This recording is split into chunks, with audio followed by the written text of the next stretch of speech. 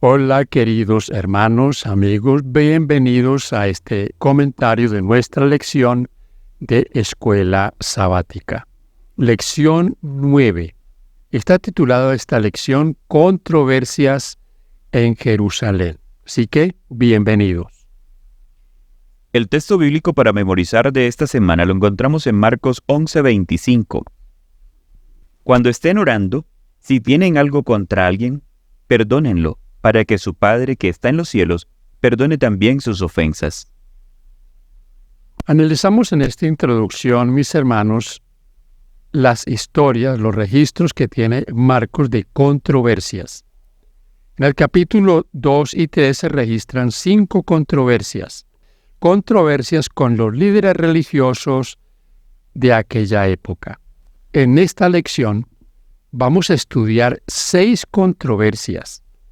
Lo mismo, al igual que en las primeras, con los dirigentes religiosos.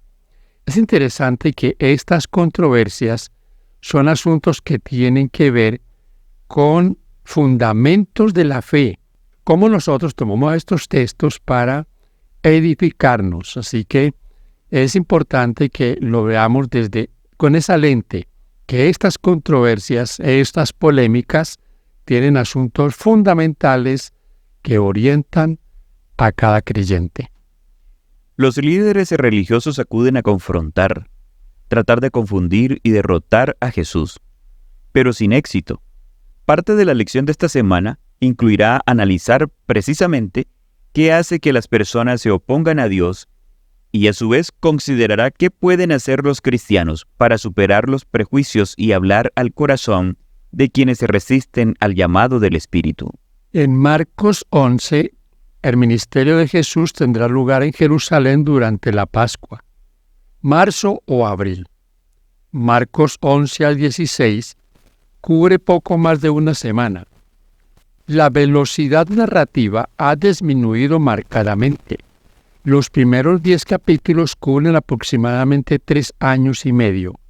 Esta desaceleración apunta a la importancia de estas escenas finales. Lección para el día domingo, la entrada triunfal.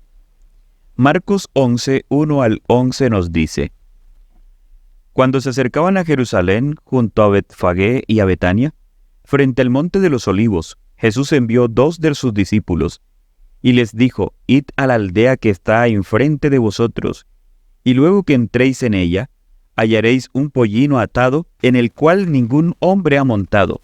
Desatadlo y traedlo. Y si alguien os dijere: ¿por qué hacéis esto? Decid que el Señor lo necesita, y que luego lo devolverá. Fueron y hallaron al pollino atado fuera a la puerta, en el recodo del camino, y lo desataron. Y unos de los que estaban allí les dijeron: ¿qué hacéis desatando el pollino? Ellos entonces les dijeron como Jesús había mandado, y los dejaron. Y trajeron el pollino a Jesús, y echaron sobre él sus mantos, y se sentó sobre él. También muchos tendían sus mantos por el camino, y otros cortaban ramas de los árboles, y las tendían por el camino. Y los que iban delante, y los que venían detrás, daban voces, diciendo: Hosana, bendito el que viene en el nombre del Señor. Bendito el reino de nuestro padre David que viene. Hosana en las alturas. Y entró Jesús en Jerusalén y en el templo, y habiendo mirado alrededor todas las cosas, como ya anochecía, se fue a Betania con los 12. Zacarías 9, 9 y 10. Alégrate mucho, hija de Sión. Da voces de júbilo, hija de Jerusalén.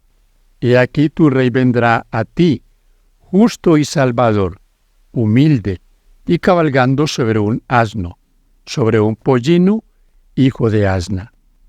Y de Efraín destruiré los carros y los caballos de Jerusalén, y los arcos de guerra serán quebrados. Y hablará paz a las naciones, y su señorío será de mar a mar, y desde el río hasta los fines de la tierra. Esta escena es bien interesante. Jesús llegando a Jerusalén. La expectativa es del pueblo. Los líderes no tienen expectativa por este hecho. es la entrada triunfal.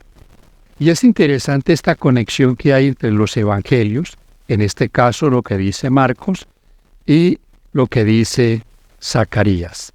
Lena White dice en el Deseado de toda la gente, es página 537. 500 años antes del nacimiento de Cristo, el profeta Zacarías predijo así la venida del rey de Israel. Esta profecía se iba a cumplir ahora. El que siempre había rechazado los honores reales iba a entrar en Jerusalén como el prometido heredero del trono de David. Algo aquí que también es muy interesante tenerlo en cuenta es que él entra por lo que conocemos como la puerta dorada. Esa puerta que precisamente hoy está cerrada y por donde los judíos esperan a su Mesías. Así que, mis hermanos, son cosas que nos muestran el desarrollo de esos acontecimientos, el entendimiento que tenían los judíos de lo que iba a pasar, pero cómo ellos no lo identificaron y aún siguen esperando a un Mesías. Pero qué interesante, como usted ha visto estas fotos de las puertas de Jerusalén y sobre todo de esa puerta oriental por donde el Señor Jesús entró y que está cerrada, y que para más aún tener cosas que muestran como el impedimento para el Mesías de ellos, hay un cementerio que impide que el Mesías entre por esa puerta. No solo está cerrada, ese cementerio es parte también del obstáculo para ese supuesto Mesías judío. El tiempo del secreto, de la confidencialidad en la que Jesús había insistido a lo largo del Evangelio de Marcos, ha terminado. Ahora Jesús entra en la ciudad mediante una bien conocida acción simbólica vinculada a la realeza. Ingresa al templo, pero por cuanto es tarde, simplemente mira alrededor y parte luego a Betania con los 12 discípulos.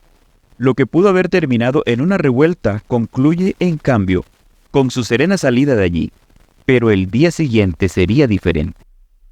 Esta pregunta es para que la meditemos. La acción de montar sobre un asno sugiere humildad. ¿Por qué ese es un rasgo tan importante? Especialmente para los cristianos, ¿hay algo de que podamos enorgullecernos a la luz de la cruz? ¿Qué hubiesen preferido los judíos, mis hermanos queridos? Ver entrar a Jesús no en un pollino, en un caballo, como un guerrero, tal vez con su espada ceñida. Así que, mis hermanos, es importante esto para nosotros. Esta acción de Jesús, que es una acción de humildad, pero que no convence al pueblo judío. Y ustedes saben que los judíos han rechazado a Jesús porque Él no colmó sus expectativas, porque todas las promesas que les fueron dadas a ellos, pero que eran condicionales, no se cumplieron. ¿Por qué no se cumplieron? No porque el Señor no hubiese querido cumplirlas. Ellos impidieron ese cumplimiento. Entramos ahora en la lección para el día lunes. Está titulada Un árbol maldito y un templo purificado. ¿Cuál es el significado de los eventos descritos aquí? Marcos 11, 12 al 26. Al día siguiente, cuando salieron de Betania, tuvo hambre, y viendo de lejos una higuera que tenía hojas, fue a ver si tal vez hallaba en ella algo, pero cuando llegó a ella, nada halló sino hojas, pues no era tiempo de higos. Entonces Jesús dijo a la higuera, «Nunca más coma nadie fruto de ti», y lo oyeron sus discípulos. Vinieron pues a Jerusalén, y entrando Jesús en el templo, comenzó a echar fuera a los que vendían y compraban en el templo, y volcó las mesas de los cambistas, y las sillas de los que vendían palomas, y no consentía que nadie atravesase el templo llevando utensilio alguno. Y les enseñaba diciendo, ¿no está escrito, mi casa será llamada casa de oración para todas las naciones? Mas vosotros la habéis hecho cueva de ladrones. Y lo oyeron los escribas y los principales sacerdotes, y buscaban cómo matarle, porque le tenían miedo, por cuanto todo el pueblo estaba admirado de su doctrina. Pero al llegar la noche, Jesús salió de la ciudad. Y pasando por la mañana, vieron que la higuera se había secado desde las raíces. Entonces Pedro, acordándose, le dijo: Maestro, mira, la higuera que maldijiste se ha secado. Respondiendo Jesús le dijo: Tened fe en Dios. Porque de cierto os digo que cualquiera que dijere a este monte: Quítate y échate en el mar, y no dudare en su corazón, si no creyere que será hecho lo que dice, lo que diga le será hecho. Por tanto, os digo que todo lo que pidáis orando, creed que lo recibiréis y os vendrá. Y cuando estéis orando, perdonad, si tenéis algo contra alguno, para que también vuestro Padre que está en los cielos os perdone a vosotros vuestras ofensas. Porque si vosotros no perdonáis, tampoco vuestro Padre que está en los cielos os perdonará vuestras ofensas. Para nadie es un secreto, todos los que conocemos la palabra de Dios, las parábolas del Señor Jesús, sabemos que la higuera tiene una representación con la nación judía. La higuera, los judíos; los demás árboles, los gentiles. Cuando el Señor viene a este árbol, no encuentra sino hojas. Mis hermanos, esto demuestra algo que es importante que nosotros lo tengamos en cuenta. Hojas, o sea, apariencia, hipocresía. ¿Qué era el pueblo judío de la época? Solo ceremonias sin vida, rituales, pero no tenían frutos, no había sino hojas. Y eso lleva como consecuencia que el Señor maldiga esa higuera. Parece algo extraño en la actitud del Señor, pero Él quiere dejarnos una enseñanza, la enseñanza de que aquello que no representa lo que es el Evangelio, que es solo apariencia, no tiene cabida en el reino de los cielos. Así que es importante esto, porque si esta higuera es Israel, y si el Señor se vio en la necesidad de mostrarles a ellos su condición, y lo vamos a ver más adelante, entonces nosotros debemos tener en cuenta esto. ¿Somos nosotros higueras que producen frutos? ¿O también seremos solo hojas? ¿Apariencia? La segunda historia de esta sección tiene que ver con la purificación del templo. Estos dos relatos constituyen la cuarta historia sándwich del Evangelio de Marcos, en la lección número 3. En la historia de este tipo, se emplea la ironía que se dramatiza mediante personajes paralelos que realizan acciones opuestas o mediante personajes opuestos que realizan acciones paralelas. En esta historia, la higuera y el templo están en paralelo. Jesús maldice a la higuera, pero purifica el templo, dos acciones opuestas. Pero la ironía consiste en que los dirigentes religiosos se complotarán ahora para matar a Jesús, y esa acción significará el fin de los servicios del templo, los cuales hallaron su cumplimiento en Jesús. Meditemos en esta pregunta. ¿Qué cosas de tu vida necesitan ser limpiadas por Jesús? ¿Cómo ocurre esto? Somos el templo de Dios. ¿Será necesario que Él lo limpie? ¿Habrá cosas en nosotros que deben ser limpiadas? Recordemos que esta figura está registrada en Isaías 56:7 y la expresión cueva de ladrones, Jeremías 7:11. Mis hermanos queridos, permitamos que el Señor limpie nuestra vida, que podamos ser árboles que produzcan frutos, árboles que sean como aquellos que se plantan al lado de las riberas del río. Que Dios nos ayude para ser esas higueras que producen frutos. Recuerde, Dios tiene hoy un Israel espiritual, y que Él quiere que muestre al mundo esa luz del Evangelio, del plan de salvación del Señor. Lección para el día martes. ¿Quién dijo que podías hacer esto? ¿Qué desafío plantearon los líderes religiosos a Jesús y cómo respondió Él? Marcos 11, 27 al 33 nos dice: Volvieron entonces a Jerusalén y andando por el templo, vinieron a él los principales sacerdotes, los escribas y los ancianos, y le dijeron: ¿Con qué autoridad haces estas cosas? ¿Y quién te dio autoridad para hacer estas cosas? Jesús respondiendo les dijo: Os haré yo también una pregunta. Respondedme, y os diré con qué autoridad hago estas cosas. ¿El bautismo de Juan era del cielo o de los hombres? Respondedme. Entonces ellos discutían entre sí diciendo: Si decimos del cielo, dirá: ¿Por qué pues no lo creísteis? Y si decimos de los hombres, pero temían al pueblo, pues todos tenían a Juan como un verdadero profeta. Así que respondieron, dijeron a Jesús: No sabemos. Entonces respondiendo Jesús les dijo: Tampoco yo os digo con qué autoridad hago estas cosas.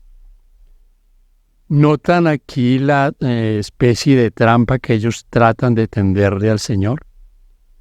Haciéndole una pregunta: por la autoridad que Él tiene para hacer esas cosas, ¿qué es lo que ellos están reclamando?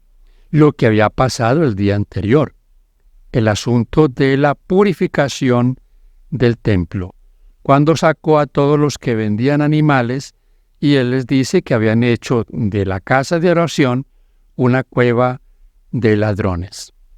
Pero ellos que tratan de entramparlo, resulta que ellos son los entrampados. No tienen una respuesta. Entonces el Señor también les queda debiendo lo que ellos preguntan. ¿Cómo continuó Jesús su negativa a responder y con qué efecto? Marcos 12, 1 al 12. Entonces comenzó Jesús a decirles por parábolas: Un hombre plantó una viña, la cercó de vallado, cavó un lagar, edificó una torre y la arrendó a unos labradores y se fue lejos. Y en su tiempo envió un siervo a los labradores para que recibiese de éstos el fruto de la viña. Mas ellos, tomándole, le golpearon y le enviaron con las manos vacías. Volvió a enviarles otro siervo, pero apedreándole, le hirieron en la cabeza y también le enviaron afrentado. Volvió a enviar otro, y a éste mataron, y a otros muchos, golpeando a unos y matando a otros. Por último, teniendo aún un hijo suyo, amado, lo envió también a ellos diciendo: Tendrán respeto a mi hijo. Mas aquellos labradores dijeron entre sí: Este es el heredero, venid, matémosle, y la heredad será nuestra. Y tomándole, lo mataron y lo echaron fuera de la viña. ¿Qué pues hará el señor de la viña? Vendrá y destruirá a los labradores y dará su viña a otros. Ni aun esta escritura habéis leído. La piedra que desecharon los edificadores ha venido a ser cabeza del ángulo. El Señor ha hecho esto, y es cosa maravillosa a nuestros ojos. Y procuraban prenderle, porque entendían que decía contra ellos aquella parábola, pero temían a la multitud, y dejándole se fueron. Jesús presenta una parábola acerca de una viña, un propietario y arrendatarios a quienes el dueño alquila el campo. La historia que Jesús narra tiene grandes similitudes con la parábola de la viña de Isaías 5, donde Dios presenta una acusación contra el Israel infiel. Cualquiera habría reconocido el paralelo, especialmente los líderes religiosos. La historia se desarrolla de una manera muy inusual, dado que los arrendatarios se niegan a entregar el fruto de la viña al propietario. En lugar de ello, maltratan y matan a los siervos que él envía. Finalmente, el dueño envía a su hijo amado, a quien espera que ellos respeten. Pero no ocurre eso. Razonan, en cambio, y extrañamente, que si matan al hijo, la viña les pertenece. Su descabellado razonamiento es sorprendente y la sentencia que se les impondrá está justificada. Analicemos lo siguiente. Lo que Jesús estaba haciendo en esta historia era dirigir a los líderes religiosos una solemne advertencia acerca del desenlace de su conducta. Vista desde esta perspectiva, su parábola es un amoroso preaviso. Aún no es muy tarde para que cambien y eviten un juicio seguro. Algunos de ellos se arrepentirán, cambiarán y aceptarán a Jesús, otros no. Es interesante y lo que está registrado en el texto bíblico de que ellos no entienden o los que entienden no toman nota de ese asunto. Esto estaba en la Escritura. Él se los está relatando y les está anticipando lo que ellos van a hacer. Pedirán la muerte del Hijo de Dios. Volvemos otra vez a la historia de una viña que tiene que ver con el pueblo de Israel. Lección para el día miércoles. Deberes terrenales y resultados celestiales. ¿Qué está ocurriendo aquí y qué verdades enseña Jesús? Marcos 12, 13 al 27. Y le enviaron algunos de los fariseos y de los herodianos, para que le sorprendiesen en alguna palabra. Viniendo ellos, le dijeron: Maestro, sabemos que eres hombre veraz, y que no te cuidas de nadie, porque no miras las apariencias de los hombres, sino que con verdad enseñas el camino de Dios. ¿Es lícito dar tributo a César o no? ¿Daremos o no daremos? Mas él, percibiendo la hipocresía de ellos, les dijo: ¿Por qué me tentáis? Traedme la moneda para que la vea. Ellos se la trajeron y les dijo: ¿De quién es la imagen y la inscripción? Ellos le dijeron: de César. Respondiendo Jesús le dijo: Dad a César lo que es de César, y a Dios lo que es de Dios, y se maravillaron de él. En esta sección analizamos la primera historia que aquí se registra. Tiene que ver con la pregunta si es lícito pagar el impuesto o no. Fíjense en este detalle interesante.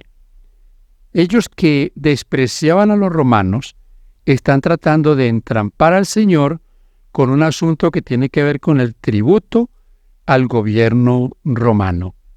Aquí se nota, mis hermanos, la hipocresía de ellos. Ahora, fíjense lo que dice Elena White en El deseo de la gente, es página 568. Jesús declaró que ya que estaban viviendo bajo la protección del poder romano, debían dar a ese poder el apoyo que exigía mientras no estuviese en conflicto con el deber superior. Pero mientras se sujetasen pacíficamente a las leyes del país, debían en toda oportunidad tributar su primera fidelidad a Dios. Y este es un asunto que compete también con nosotros. Estamos en nuestro país, tenemos deberes para con la nación, tenemos deberes para con los impuestos que debemos pagar, claro que sí. Pero esto no nos exime de nuestra responsabilidad con el Señor, con lo de Dios. Por eso el Señor ha dicho: dad a Dios lo que es de Dios y al César lo que es del César. Continuamos con la lectura, versículo 18. Entonces vinieron a él los saduceos, que dicen que no hay resurrección, y le preguntaron diciendo: Maestro, Moisés nos escribió que si el hermano de alguno muriere, y dejare esposa, pero no dejare hijos, que su hermano se case con ella, y levante descendencia a su hermano. Hubo 7 hermanos, el primero tomó esposa y murió sin dejar descendencia, y el segundo se casó con ella, y murió, y tampoco dejó descendencia, y el tercero de la misma manera. Y así los 7, y no dejaron descendencia, y después de todos murió también la mujer. En la resurrección, pues cuando resuciten, ¿de cuál de ellos será ella mujer, ya que los 7 la tuvieron por mujer? Entonces respondiendo Jesús les dijo: ¿No erráis por esto, porque ignoráis las Escrituras y el poder de Dios? Porque cuando resuciten de los muertos, ni se casarán, ni se darán en casamiento, si no serán como los ángeles que están en los cielos. Pero respecto a que los muertos resucitan, ¿no habéis leído en el libro de Moisés cómo le habló Dios en la zarza, diciendo: Yo soy el Dios de Abraham, el Dios de Isaac y el Dios de Jacob? Dios no es Dios de muertos, sino Dios de vivos. Así que vosotros mucho erráis. ¿Qué es lo que están tratando de hacer ahora en esta segunda historia de la lección del miércoles? Están tratando de desacreditar la resurrección, una doctrina fundamental en el cristianismo. Pero es interesante lo que el Señor les dice, cómo ellos erraban, y esta expresión es muy común en los evangelios, erraban ignorando las Escrituras y sobre todo el poder de Dios. Dice nuestro comentario, lo que viene luego es una pregunta acerca de la resurrección de los muertos. Los saduceos eran un grupo sacerdotal que aceptaba solo los 5 libros de Moisés como escritura. No creían en la resurrección de los muertos. El escenario que presentaron a Jesús fue probablemente hipotético y tenía que ver con 7 hermanos y una mujer.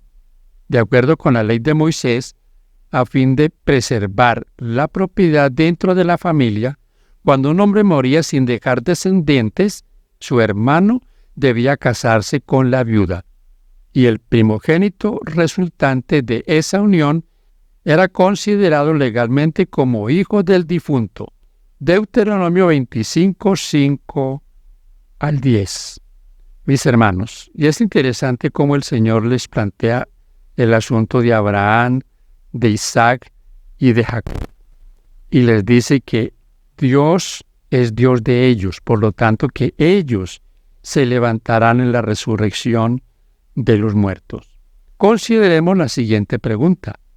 Si alguien te pregunta si conoces el poder de Dios, ¿qué le responderías y por qué?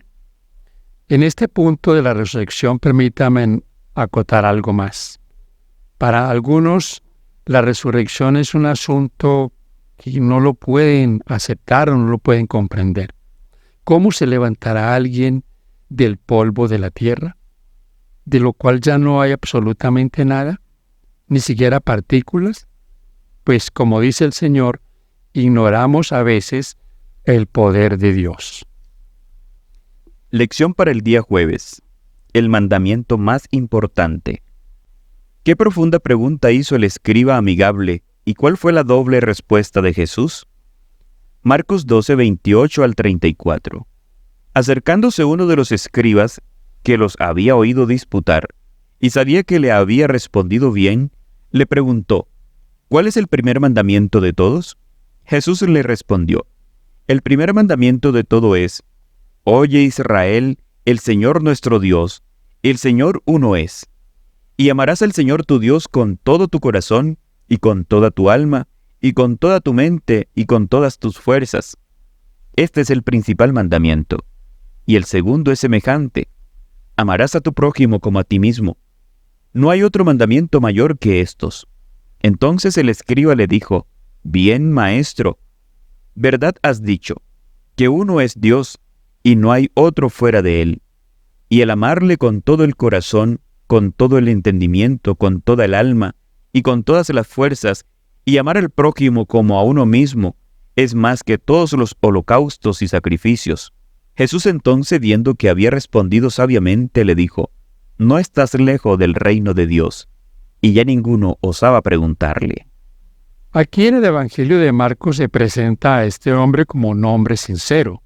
Tal vez en el Evangelio de Mateo se toma que la pregunta es una pregunta para tentarle. Pero saben, mis hermanos, que en este diálogo podemos ver que este hombre conocía y estaba interesado en entender la palabra de Dios. El Señor le responde con algo que era muy común para ellos, lo sabían de memoria. Lo conocemos como la Shema.